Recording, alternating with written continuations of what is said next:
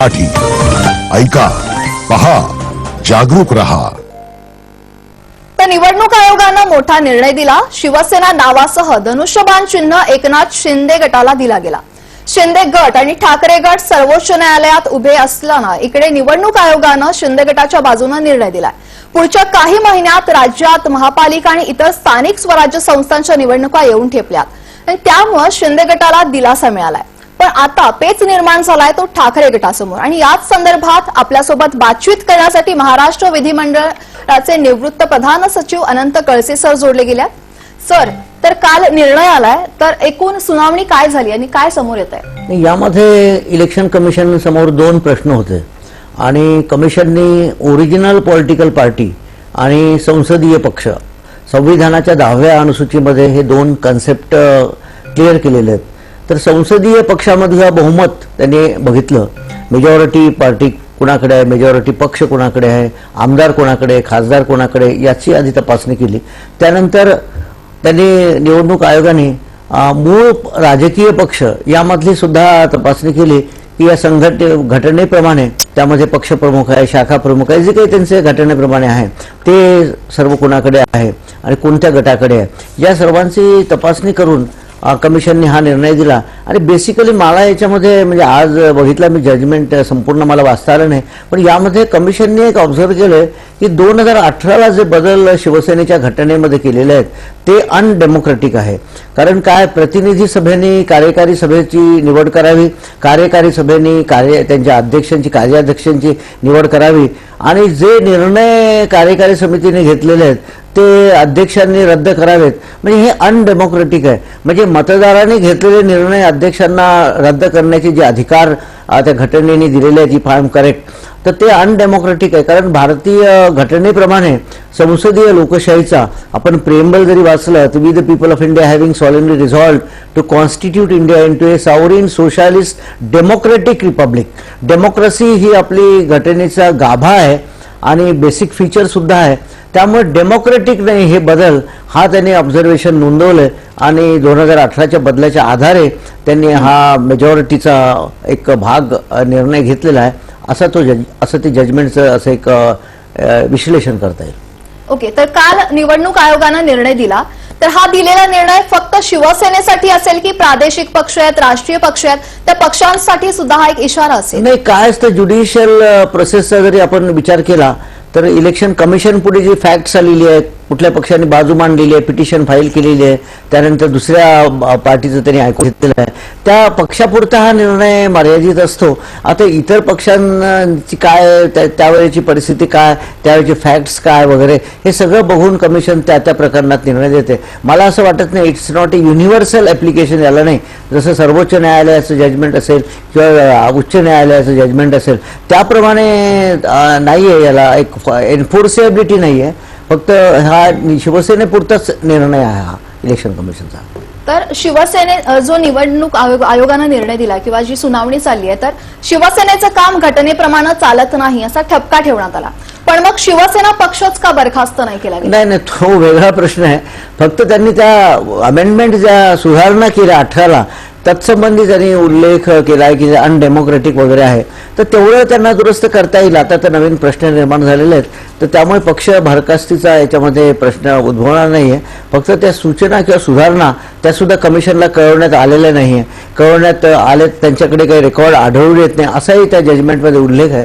त्यामुळे हा बरखास्तीचा प्रश्न वेगळा, घटनेमध्ये काय करायचं वगैरे आता पुढचे हे वेगवेगळे प्रश्न निर्माण झालेले आहेत। तर यामध्ये एक मला सांगायचं आहे की मला बरेचदा म्हणजे आता याच्यामध्ये असा प्रश्न येतो की 2/3 हा पक्षच जो शिंदे साहेबांकडे गेलेला आहे तो उरलेल्या पक्षाचं काय होईल। यामध्ये एक तरतूद आहे, सर्वोच्च न्यायालयाला सुद्धा याचं इंटरप्रिटेशन निश्चित करावं लागेल, कोर्टापुढे हा प्रश्न आहेच। पॅरा 4 आहे, disqualification on grounds of defection not to apply in case of merger.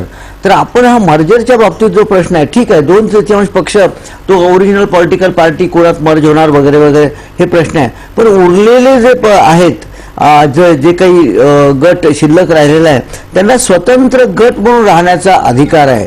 असा ज्यांनी कोणी मर्जर ॲक्सेप्ट केलं नाही, opted to fraction as a separate group, तर असं त्याच्यामध्ये होऊ शकेल। असं गृहीत धरा की ओरिजिनल पॉलिटिकल पार्टी मर्ज झालेली आहे. म्हणजे शिंदे साहेबांची जी पार्टी आहे 2/3 बहुमताने मर्ज झालेली आहे. पण उरलेले जे 10-15 आमदार आहे उद्धव ठाकरे गटाकडे, यांना स्वतंत्र गट म्हणून राहण्याचा अधिकार आहे. निश्चितच पण या स्वतंत्र गटाला मग नाव कोणतं, त्याचं चिन्ह कोणतं, हे सगळे अधिकार त्यांना कमिशनकडून घ्यावे लागेल आणि कमिशनकडे त्यांना जावं लागेल. निश्चित मात्र ही एक लिगल पोझिशन यामध्ये दिसते. तर काल अचानक निर्णय आला की धनुष्यबाण चिन्ह आणि शिवसेना नाव हे शिंदे गटाकडे जात आहे. मग त्याच्यानंतर कार्यकर्ते पण एकमेकांमध्ये भिडले, मग ते शाखांवरून वाद निर्माण झाला. पण आता प्रश्न तयार होतोय की मुख्य कार्यालय, लोकसभा आणि विधानसभा कार्यालय पण जातील का, आणि जर तसं असेल मग तर त्याची प्रोसिजर काय असेल? नाही, आता विधानसभा लोकसभेचं जे कार्यालय आहे हे शिवसेना पक्षाला मिळालेलं आहे आणि आता कमिशनचा जो निर्णय आहे यामध्ये हा त्यांनी निर्णय दिला आहे. पण हा काही फायनल जजमेंट नाही, त्याच्यामध्ये ज्युडिशियल रिव्ह्यू आहे. सर्वोच्च न्यायालयामध्ये जर अपील केल्यानंतर सर्वोच्च न्यायालय याला स्टे देतं का, त्याला स्थगनादेश देत आहेत का, आणि त्यामध्ये काय सर्वोच्च न्यायालयाचे ऑब्झर्वेशन असेल. कारण आत्ताच बातमी आलेली आहे की हा निर्णय सुद्धा सर्वोच्च न्यायालयामध्ये याच्यामध्ये विरुद्ध अपील करता येईल किंवा करण्याचा त्यांचा विचार आहे. तर यामध्ये सर्वोच्च न्यायालयाचं एकदा जजमेंट आल्यानंतर, अपील झाल्यानंतर पुढचं मग त्याला बघायला लागेल, म्हणजे काय त्याची रिपरकशन होतील वगैरे. यामध्ये असं एवढं आपल्याला सांगता येईल. तर आता अर्थसंकल्पीय अधिवेशन येत आहे, मग ठाकरे गटाकडे आमदार आहेत, खासदार आहेत, त्यांचं काय होणार? मग ते गट म्हणून या अर्थसंकल्पात असतील किंवा अधिवेशनात असतील किंवा वेगळा पक्ष म्हणून, त्या संदर्भात काय? सध्या या परिस्थितीत बदल होईल असं मला वाटत नाही. कारण हा निर्णय जो कमिशनचा आहे हा काही फायनल जजमेंट नाही आहे. अपील जर झाल्यानंतर असं एक सर्वोच्च न्यायालयाचं काय मत येतं, त्याच्यावर काय जजमेंट येतं हे बघितल्यानंतरच मग विधिमंडळामध्ये त्याविषयी कार्यवाही करण्यात येईल. जर सुप्रीम कोर्टाने त्याला स्टे दिला तर मग तीच आजची जी परिस्थिती आहे स्टेटस को तेच कायम राहील.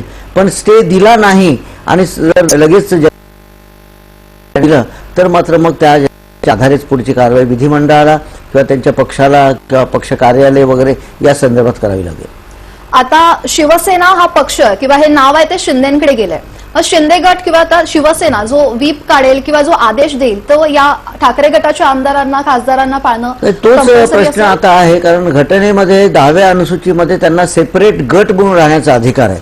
They can remain. मी आता जे घटनेतलं परिशिष्ट आपल्याला जे उल्लेख वाचून दाखवलेला आहे, ज्यांनी मर्जर ऍक्सेप्ट केली नाही, have not accepted the merger and opted to function as a separate group, या पक्षाला एक सेपरेट गट म्हणून राहण्याचा अधिकार आहे. त्याच्यामुळे हे सेपरेट गट म्हणून जरी त्यांना अधिकार आहे तर ह्या गटाला ते मान्यता घेतील, अध्यक्षांकडून घेतील, कमिशनकडून घेतील, त्याचं चिन्ह घेईल. त्याच्यामुळे हा व्हीप त्यांच्यावर लागू कितपत होईल मलाही शंका वाटते. पण हे सगळे प्रश्न आता सर्वोच्च न्यायालयाला निश्चितच डिसाईड करावे लागेल या जजमेंटमध्ये. कारण आता हे धनंजय चंद्रचूड साहेबांकडे बेंच आहे, लार्जर बेंच आहे आणि 5 सदस्यांचं बेंच आहे. 7 सदस्यांचं करायचं की नाही हे सगळं बघून सर्वोच्च न्यायालय निर्णय घेईल. हा प्रश्न सुद्धा सुप्रीम कोर्टाला डिसाईड करावा लागेल यामध्ये.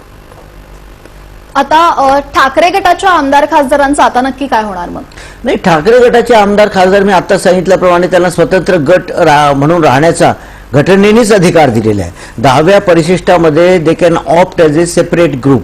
हे जरी मर्जर झाली त्यांची, असं जरी ॲक्सेप्ट केलं मर्जर, कारण कमिशनने मला वाटते त्यांच्या निर्णयामध्ये त्याचं स्प्लिट झाल्याचं मान्य केलेलं आहे. मी संपूर्ण निर्णय वाचलं नाही, पण स्प्लिट मान्य केलेली आहे. तरी स्प्लिट मान्य केल्यानंतर जे आपण जसं गृहीत धरा की 2/3 शिंदे साहेबांच्या गटाकडे आहे, तर या 2/3 गटाला कोणत्या तरी पक्षामध्ये मर्ज व्हावं लागेल, कारण ते संविधानामध्ये तसं मॅन्डेट आहे.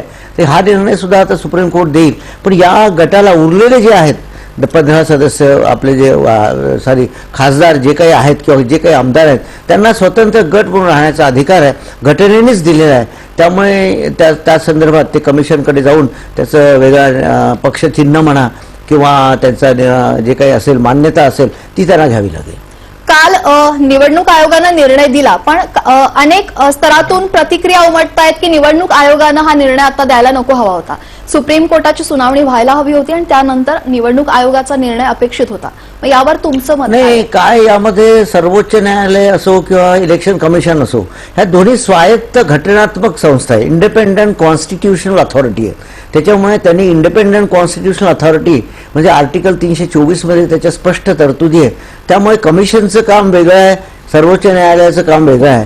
तर कमिशनने त्यांच्या पुढे जी पिटिशन होती किंवा जे मॅटर होतं त्या संदर्भात कमिशनने निर्णय दिलेला आहे आणि सर्वोच्च न्यायालयाचं आता ते अपेलेबल आहेच, कमिशनचा निर्णय काही फायनल नाही आहे, त्या संदर्भात अपील करता येतं. पण त्यामध्ये एकमेकाचा संबंध जरी असला तरी कमिशनने त्यांचं काम केलेलं आहे आणि त्यांनी त्यांचा निर्णय दिलेला आहे तसा.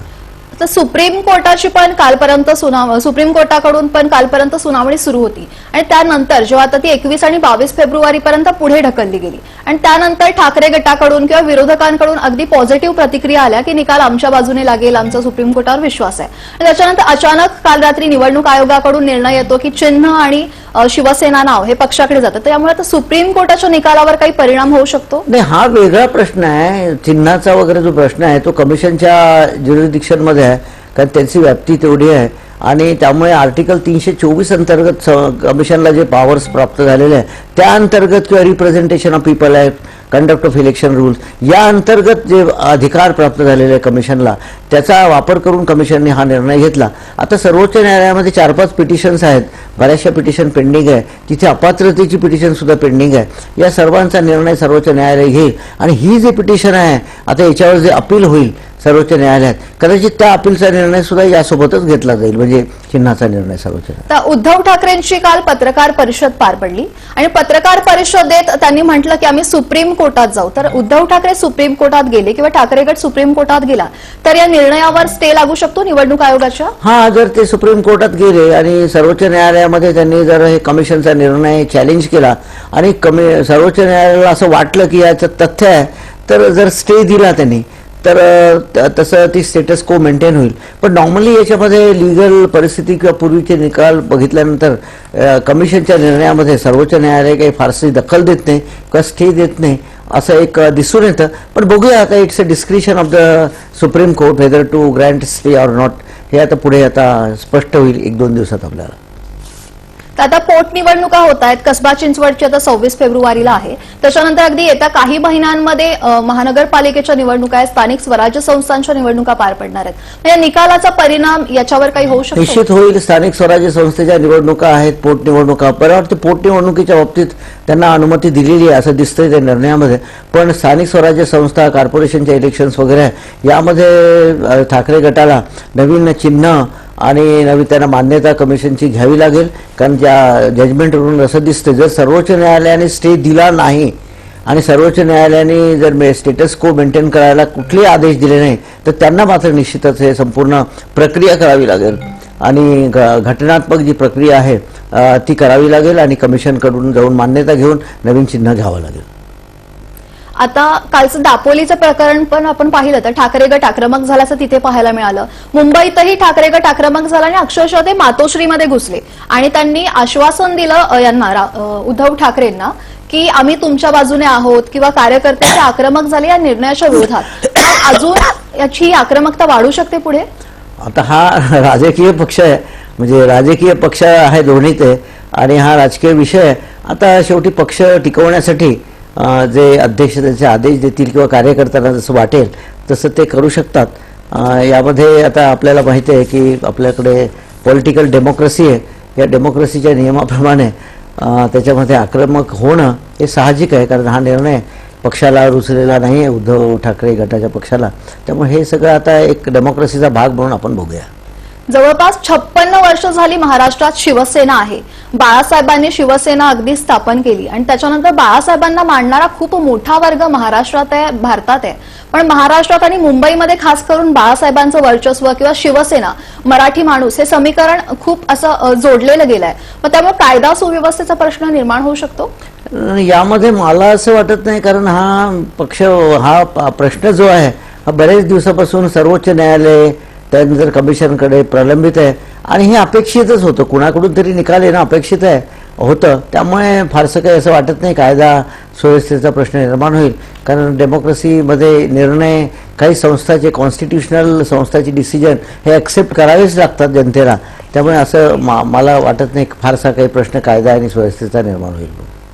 मग आता ठाकरे गटाने पुढे काय भूमिका घेणं अपेक्षित आहे? ठाकरे गटाने आता हा जर निर्णय कन्फर्म झाला, सर्वोच्च न्यायालयाने इलेक्शन कमिशनचा निर्णय मान्य केला, त्याला कन्फर्मेशन दिलं, तर ठाकरे गटाला स्वतंत्र गट बनवून राहण्याचा अधिकार जो संविधानाने दिलेला आहे, त्यांना मान्यता घ्यावी लागेल कमिशनची, स्वतंत्र चिन्ह घ्यावं लागेल, त्यांची घटना त्या गटाची किंवा पक्षाची बनवावी लागेल. विधिमंडळामध्ये सुद्धा त्यांना अप्लाय करून वेगळं कार्यालय म्हणा किंवा वेगळा पक्ष म्हणून या संदर्भात मान्यतेचे सगळे सोपस्कार मात्र करावे लागतील जे कॉन्स्टिट्यूशनल आणि नियमाप्रमाणे. तर हे त्यांच्यापुढे हा मोठा जॉब असेल किंवा मोठा एक प्रकारचा एक आव्हान असेल ठाकरे गटापुढे, असं या संदर्भात आपल्याला सांगता येईल. शिंदे गटामध्ये या निर्णयानंतर उत्सुकतेचं किंवा असं सगळीकडे साजरा केला जातोय, हा सण म्हणून साजरा केला जातोय हा निर्णय, पण शिंदे गटाला पुढे काही आडकाठी येऊ शकते या निर्णयासंदर्भात? नाही, शिंदे गटाला आडकाठीचा प्रश्न नाही. त्यांना आता मान्यता कमिशनने दिलेली आहे, पण कमिशनने एक स्प्लिट मान्य केली आहे असं त्या जजमेंटमध्ये दिसतंय. तर हे सगळे जे प्रश्न आहे इतके क्लमझी आहे आणि एकमेकांमध्ये गुंतागुंतीचे प्रश्न आहे. या संपूर्ण प्रश्नाचा इंटरप्रिटेशनचा जो भाग आहे हा निर्णय जेव्हा या निर्णयावर जेव्हा सर्वोच्च न्यायालय अपिलात विचार करेल त्यामध्ये हे सर्व प्रश्न सर्वोच्च न्यायालयाला असं बघावे लागतील. हे डेमोक्रेटिक आहे का चेंजेस, त्याच्यामुळे काय होईल, काय 10व्या अनुसूचीचे इंटरप्रिटेशन काय, या पक्षाला 2/3 जो बाहेर पडतोय पक्ष त्याला कुठल्या पक्षात मर्ज व्हावेल का, एनेबलिंग तरतुदी आहे, हे सगळे गुंतागुंतीच्या प्रश्नाचा निर्णय शेवटी सर्वोच्च न्यायालयाला द्यावा लागेल. आणि संसदीय लोकशाहीच्या इतिहासात मला स्पेशली असं सांगायचं की हा जो खटला आहे हा एक अत्यंत मैलाचा दगड, इट्स ए माइलस्टोन डिसिजन होईल.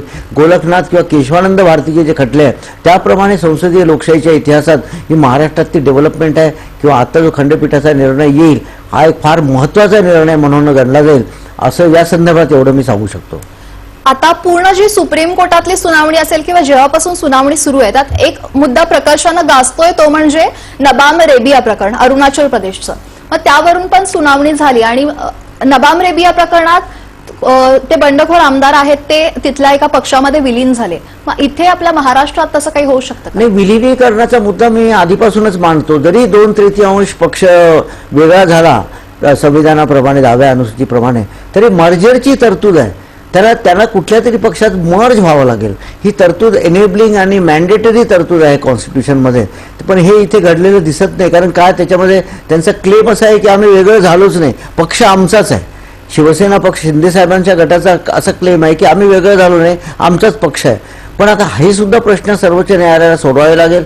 ते तिथे त्यामध्ये मर्जर त्या स्प्लिट झाली की नाही काय वगैरे.